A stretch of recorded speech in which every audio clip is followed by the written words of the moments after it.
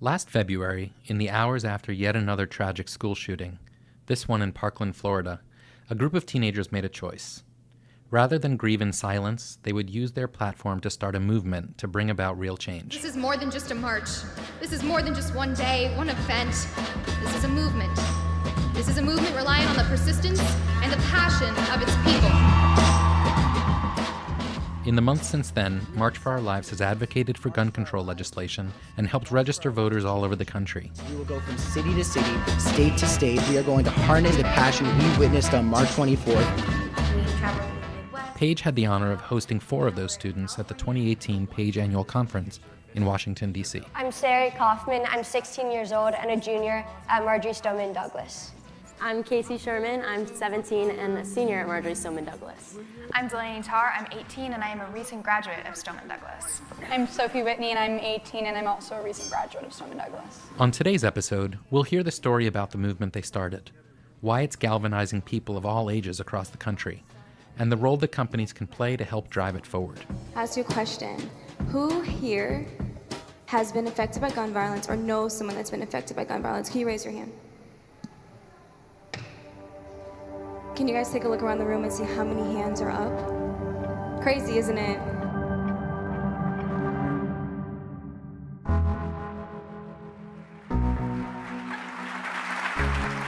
The conversation was led by Kelly McGinnis, CCO at Levi Strauss, which is one of the companies leading a nationwide effort encouraging companies to do more to help their employees vote. I'm Elliot Mizrahi, and this is the new CCO.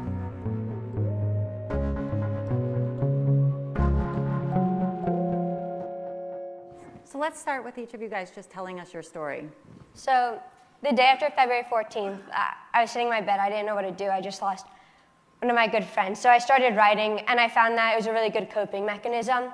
The past November, I actually debated about universal background checks for my debate team. So I started writing an editorial that got published in several news outlets. And I just felt a little better making my voice heard. And then the next day, Casey called me and asked if I wanted to help organize the March for Our Lives in our local town, Parkland. And of course, I said yes, I couldn't turn it down. And I was in charge of voter registration. So I started calling voter registration organizations all over Florida. We had 30,000 people who attended the march. In just a couple hours, we got 1,000 people registered to vote. And I knew from there that this movement was just going to continue to grow. And I've learned a lot over the past few months. It's definitely been emotional and really hard to continue after losing so many people from our community. But this has really helped us push forward. And I think it's really important that we come together, and I think that's how we can create the best change. So as a student at Stoneman Douglas in Parkland, after the 14th, it was really hard to know what to do with yourself. And as soon as I got the opportunity to be part of the March for Our Lives in Parkland, I jumped at it. And I took on the role of lead student coordinator and immediately started planning and started building up this team of incredible young student leaders. And over the course of 1 month, we had to do work that I never really thought I'd have to be doing. I learned things about business that I had never known before. I learned what the difference between a 501c3 and 501c4 was. And we had to go to City Hall and convince a town of 25,000 to host a march that catered to 30,000. And I think that it was probably one of the most emotionally taxing experiences that I've ever had, but also one of the most emotionally rewarding, because I've never felt a pride like I felt that day, standing on that stage, watching my peers on that stage. The March in Parkland was different than it was in places all around the world, and we heard from victims' families, the injured students, including Sari and myself, and then afterwards we marched to the memorial site at our school and back. And I remember coming back to the park where the rally had been held after we marched, and the students who had planned it, we all kind of sat in this circle and looked at each other, and you could feel this exhaustion, but you could also feel the passion and the love and the pride. And I remember looking at all of them, and I said, so, what's next? And everyone kind of laughed and shook their heads, but it really got us thinking, what were we gonna do next? And we came to this idea of creating this organization called Empower the People. And Empower the People is a nonprofit, nonpartisan, Marjory Stoneman Douglas student-led movement aiming to increase students' voices on both the social and political stages. And we aim to elevate their voices through not just activism and education, but also through the ballot box. I think there's a commonality between a lot of our stories in that immediately after the shooting, we didn't know what to do. And we had so many emotions, so much going on in our heads and in our community that we channeled it through interviews, through op-eds, through speaking out. Personally, I did my first interview the day after the shooting, and it was the first time that I was able to actually channel my emotions about everything that happened.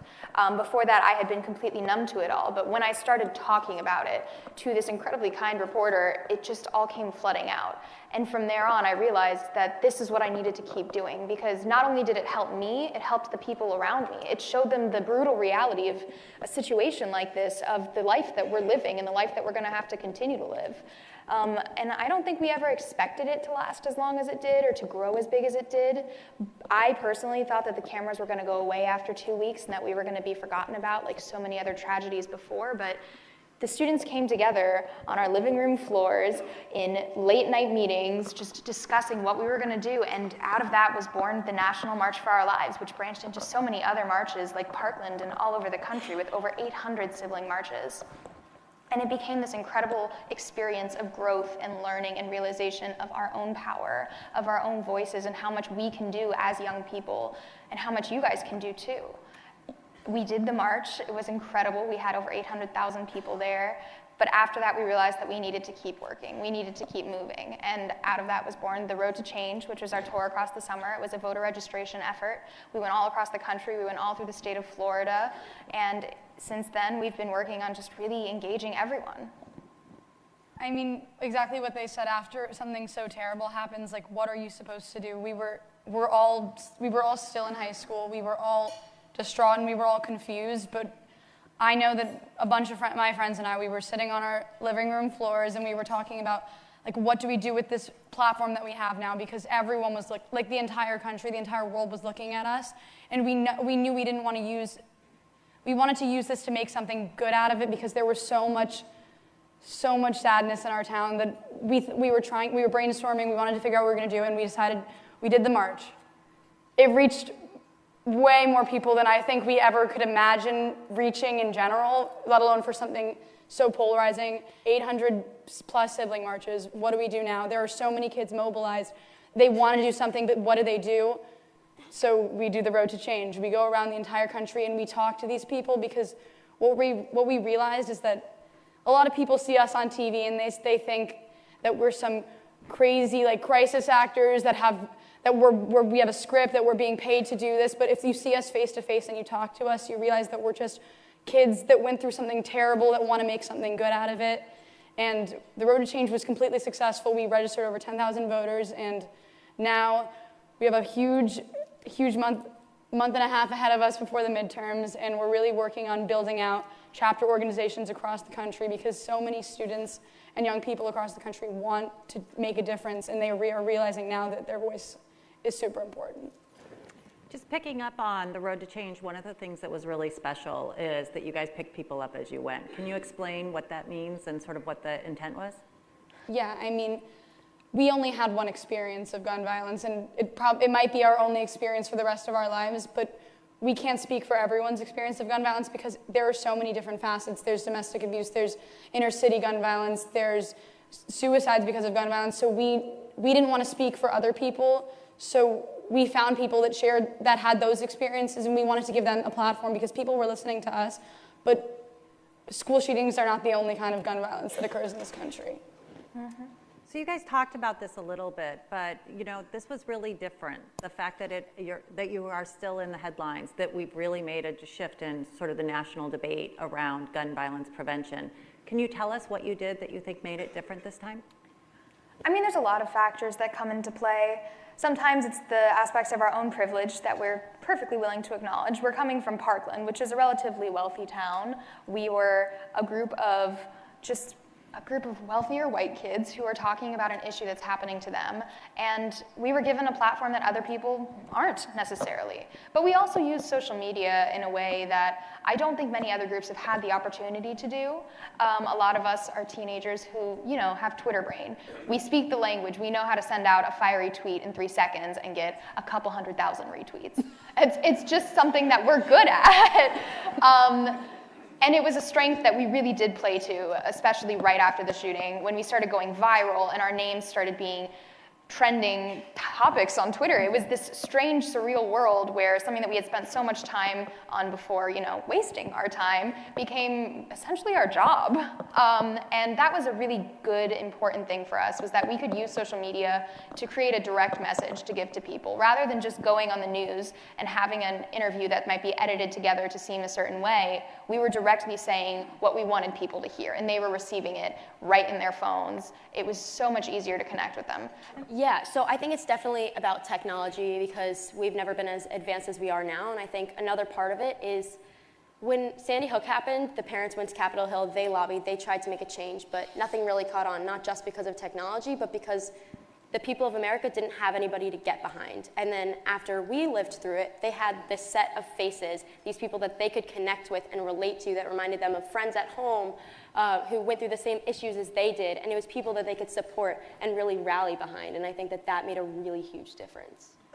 Did you want to add something, sorry? Yeah, and to add, since we had an event, the news had to cover before and after it, and that really perpetuated us getting a lot more coverage than just, like Delaney said, only 2 weeks after, and then it's out of the news cycle. So that really helped.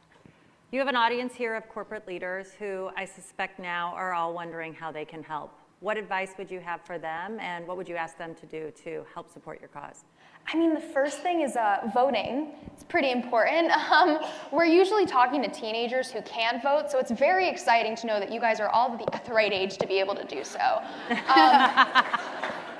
But it's more than that, because we as young people, we can be influential in our own ways, but you guys have the resources to be influential in world markets, and that's an incredibly exciting thing for us. It's an opportunity that we haven't necessarily been granted before. But when you look at organizations like Levi's, who are currently partnering with Headcount on voting and voter registration, like products and campaigns, that's really accessible to young people, to everybody, honestly, because it's taking a language that so many people speak, taking something that so many people are interested in and engaged in, and just sneaking in the topic of voting and voter registration. It's almost like tricking people into caring, but it works. It truly works. And we've been partnering with so many different groups and companies and organizations that have been pushing out these campaigns, and it's become so much more influential because it is in every facet of people's lives. And if we can truly show people the importance of voting, of change, social change, all of it, in every part of their lives, we can get a lot more done.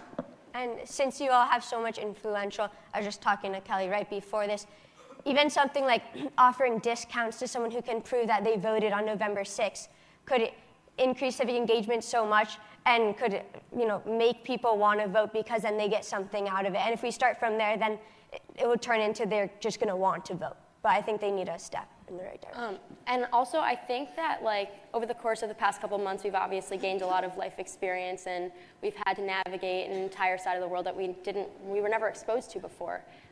But even so, I think that all of you have the life experience, the work experience, and just the general knowledge and background that we lack to really help us kind of take what we're doing to the next level. And I know that one of the things that Sarah and I have talked about for Empower the People is, after midterms, really focusing on the educating aspect of everything. And I think that one of the huge parts of that is helping people to see how not just elections on the national level, but on the state level and the local level are of equal importance, because those are the laws and regulations that affect them every single day, and a lot of people neglect to realize that. And I think that's a really important thing, but it's just about tailoring that information in a way that they will actually grasp it. Because you can make pamphlets, and we've discussed that idea too, but they don't take the time to read it and understand it, and I think that that's an issue, and we need to figure out how to convey it to people in a way that they will actually take it and do something with it and make educated decisions and go vote. For sure. And people say that the movement of getting young people out could make a difference in this election. So I will take this moment to say thank you to all. One of the things that we as employers have been pushing is for, people say that they don't have enough time. Like one of the top reasons that they don't go is because they don't have time. So employers are lining up together to encourage their employees to vote. No meetings on election day, things like that. And I think everybody got an email on that last night. So if anybody wants to learn more, please join us. One of the things that's incredibly unfortunate and that breaks my heart on this topic is the fact that there's so much negativity, and particularly the threats. And give a little bit of context of the real of for you guys as you've been on the bus tour and organizing the marches. We've dealt with a lot of opposition. That's what I'm going to call it, because there's some other words that they've used towards us that they're just not appropriate for this room, or any room, really. But we do have a lot of people that, it's not even that they disagree with us, it's that they call us these awful names. They send us death threats. They swat our houses. Many members of the march did have their houses swatted, which means that people were calling in, saying that they were in the house and holding people hostage. We had so many different events on the Road to Change where we would have people literally trying to get physical with us. Grown adults trying to get physical with a group of teenagers that are just voicing their opinions. And it's ridiculous and it's upsetting. But at the same time, we know that the only way that we can really look at it is with a light heart. To essentially find the humor in being called a horrible, cruel name, in being called so many things that you're not, a crisis actor, media trained, paid, all of that, just vulgar words. I can't stress the vulgar words enough. I've gotten actual letters of like people just telling me that I deserve to die. But we have to keep a light heart about it, because the moment that we let that bog us down is the moment that we let them win. Because these people, they're just afraid of us. They don't have an actual standpoint against us. It's that they hate us and they fear us, so they have to be volatile and filled with vitriol. And ultimately, when we stand above that, when we share our message, when we just clear up these misconceptions, we can get so much more done than if we stoop to their level. Sorry.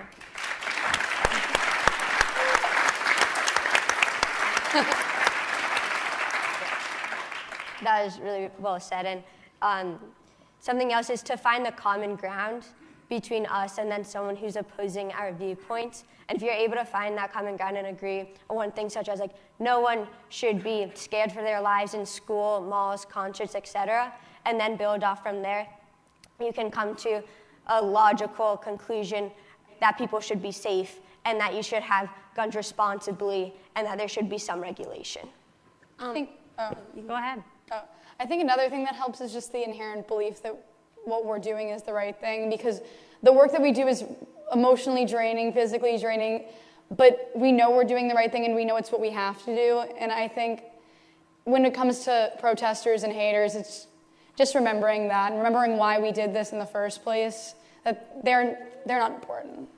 Yeah, similar to what Sophie was saying, I think that it's really difficult to have a lot of people against you, but it's those people who do support you and you know you are helping that really make it a lot easier, and they remind you of why you started doing all of this in the first place. And I know that I try to share like my story and share who I am with people wherever I go, because my thought process is, okay, if they get to know me, somebody who was affected by gun violence, then and they get to care about me, either I'll remind them of someone in their life that they care about, or they'll care about me, so they begin to care about gun violence as well, and they'll see that it is an issue that needs to be addressed.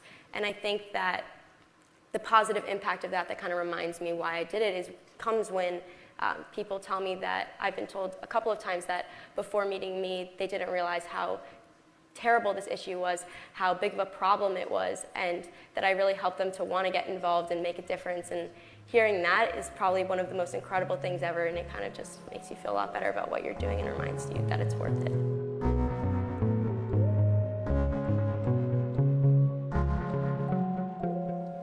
What are you most proud of in this work that you've done over the past several months? I'm proud of the people that we've inspired. I mean, I don't want to like pat myself on the back for this, but it truly is so incredible to see when people are motivated and activated to create change in their own communities. Because yeah, the work that we do, we consider it to be very important, but when other people are doing that work, people who haven't even been affected by gun violence, organizing their own marches, their own voter registration drives, and having their own chapters, that is really the most impactful to us, because that's what keeps us going. That's what shows us that this movement won't die out, because the people of this country, the young people of this country, are motivated. They're dedicated to keeping this movement going, to keeping this message going. And that's really what keeps me the most proud, is that other people are doing this too, and that our movement is so much more than just a group of students from Parkland. It's international at this point. And I think something else that has made me really proud is before, I don't think that like a lot of business communication executives would listen to a bunch of teenagers, and I think that has definitely made me really proud. And now other teenagers like ourselves feel that they have a voice and that they can create change at such a young age. I think it's hard to pick one proud moment throughout all of this, and it is bittersweet, of course, but I think that it's a combination of things. I mean, standing on a stage in Parkland looking out at 30,000 people who were all so emotionally damaged, and all they wanted was to feel something other than anger and sadness, and being able to do that for them and give them that sense of hope. I've never felt anything close to that in my entire life, nor will I ever probably. I think that there's so many people who have something to say, they just don't have the place or the opportunity to say it. And that's not fair. You shouldn't have to go through a school shooting to be able to speak your mind and say what you feel and what you believe. And I think that what I know through Empower the People, we've really been able to give these students a chance to speak their minds and actually make a change. What do you hope will change in 5 years?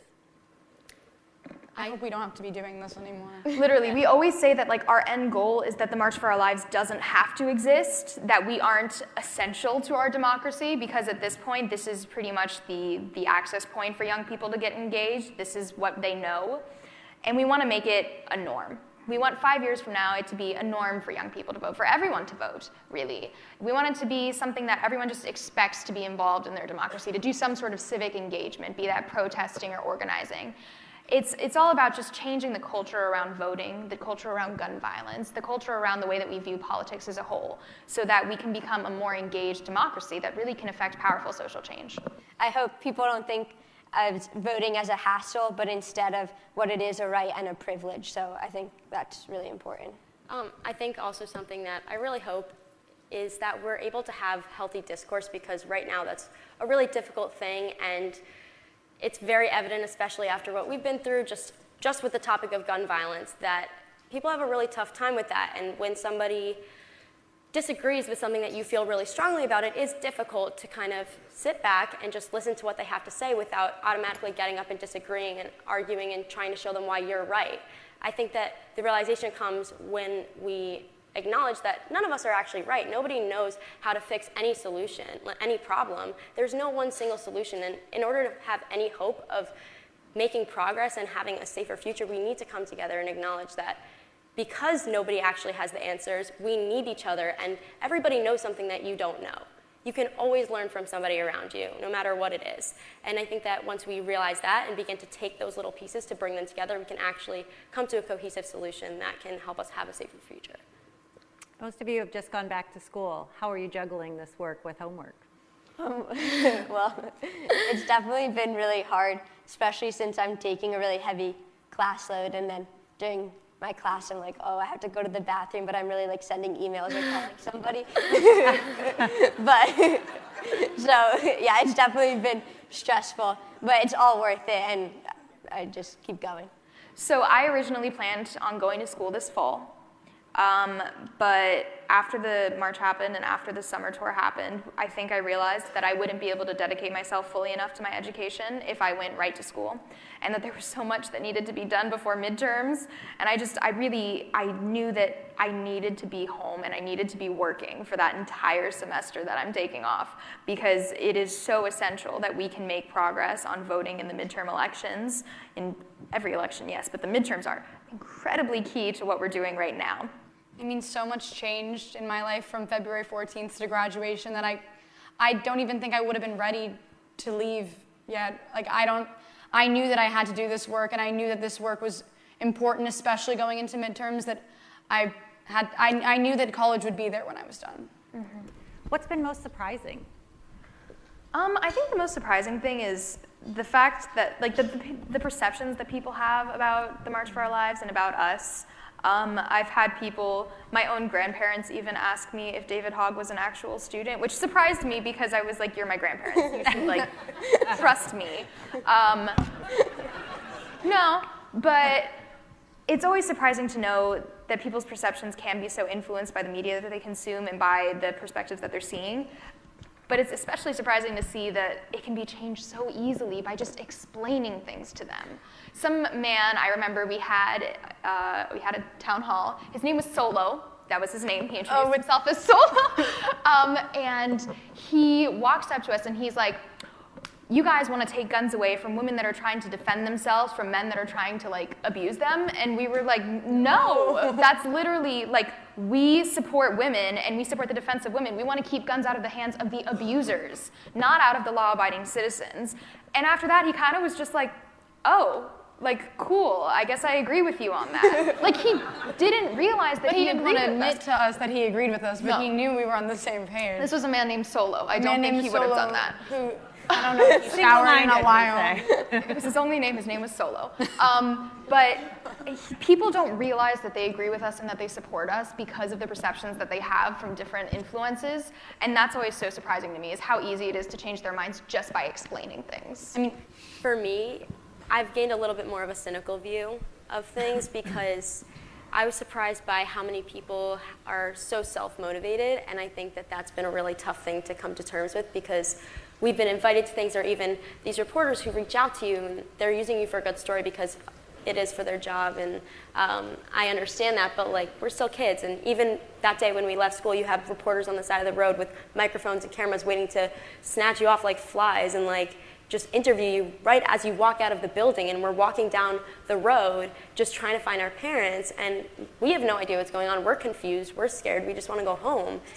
They call you all the time and, like, ask you all these things, and I've definitely had to get much better at sticking up for myself and what I'm comfortable with doing, and also being wary of people's motives. And I now notice that no matter what, if people reach out to help me, I always have to think, okay, why do they want to help me? Like, what are they getting out of this? And it's definitely going to help me in life, but I also wish I didn't have to think like that. But I mean, I do, because people are self-motivated. It's just how we are.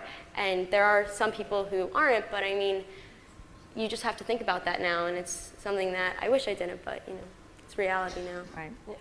I think the most surprising thing to me is, like, when you watch the news, you think that there's two extreme opposite sides, and like what Delaney and Sophie were saying, that, like, I think it's easier than people think to find that common ground. And I think that's, like, the most surprising thing I've learned. I think if you have an issue that you want to vote for, like, then as long as you're voting, you should vote for that issue. Yeah, we tell people that, like, we know that we care about gun violence prevention and that not everybody is going to care about that, but everyone cares about something. You just have to find that passion, find that something, and keep pursuing it. That's really all that it is. That is where activism is born out of. It is finding your passion, and it is pursuing your passion as much as you can in whatever ways that you can.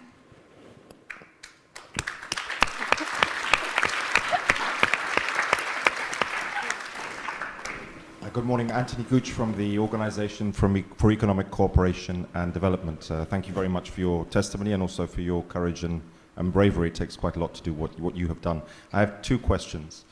The first one is, what reverse mentoring would you provide for us, given the experience that you've had, the age range that you represent, and the desire that exists in this room to apply certain lessons in terms of activism, and at the same time we are perhaps part of different experiences to yours. And the second question relates to the system that you are inviting people to participate in. To what degree would you like to see that system evolve as well? So the participation is an important element, but are there some misgivings that you have about the democratic system as it stands now and the types of improvements that you might recommend and like to see, again, from your demographic as digital natives? In terms of the first part of the question, it was about reverse mentoring, correct?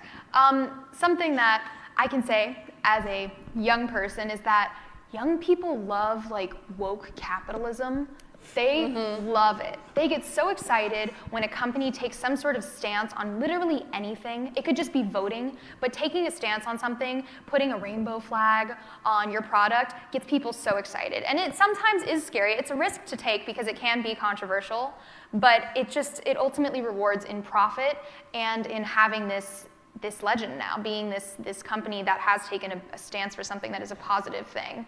And in terms of the second part of your question was?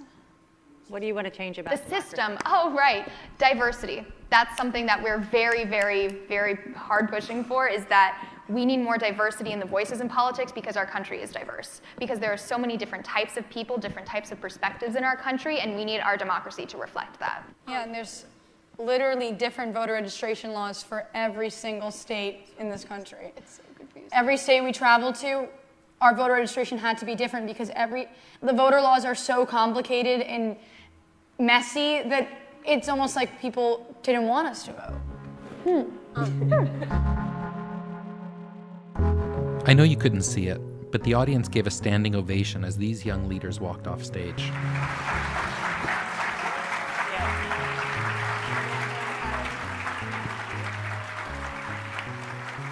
That was a remarkable moment, but what they really need is your help. For more information, please go to marchforourlives.com. Special thanks go to the Home Depot and to Rivet Smart Audio for making this season of the new CCO possible. If you're enjoying the podcast, we'd really appreciate a rating or a review. We'd like it even more if you'd subscribe and encourage others to do the same. Thanks so much for listening. We'll see you next time.